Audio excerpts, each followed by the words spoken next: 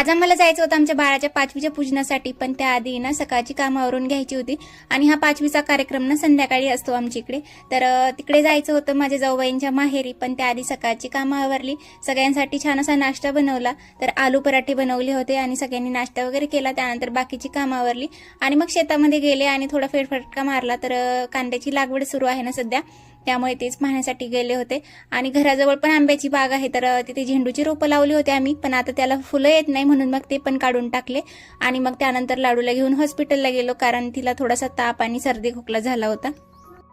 कॅनलला तर खूप दिवसानंतर पाणी आलंय आणि पाणी तर एवढं नितळ आहे ना, खूप भारी वाटत होतं पाहायला.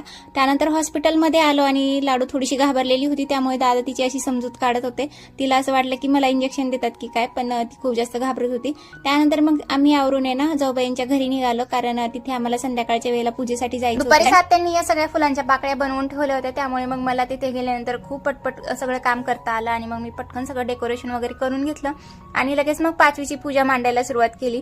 तर पण झोपलेलं होतं, त्यामुळे मग पटपट सगळं आवरायचं होतं, कारण तो उठल्यानंतर रडन म्हणून. आणि मग इकडे माझ्या ह्या मोठ्या सासूबाई आहेत, तर ते पूजा मांडत होत्या.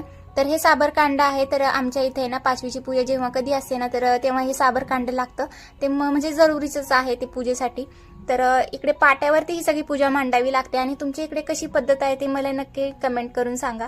तर दिवा वगैरे लावला, छान अशी पूजा झाली. त्यानंतर मग आम्ही बाळासोबत काही फोटोज वगैरे काढले आणि इकडे ज्या कोणी सुंठवडा घेऊन आलेल्या होत्या ना, आजी पणजी आणि आम्ही सगळ्या जाऊ वगैरे, तर आम्ही सगळ्यांनी तिथे बसून फोटोज वगैरे काढले आणि छान असा दिवस गेला. चला तर भेटूया उद्याच्या व्हिडिओमध्ये, आणि व्हिडिओ आवडला असेल तर सबस्क्राईब करायला विसरू नका. बाय.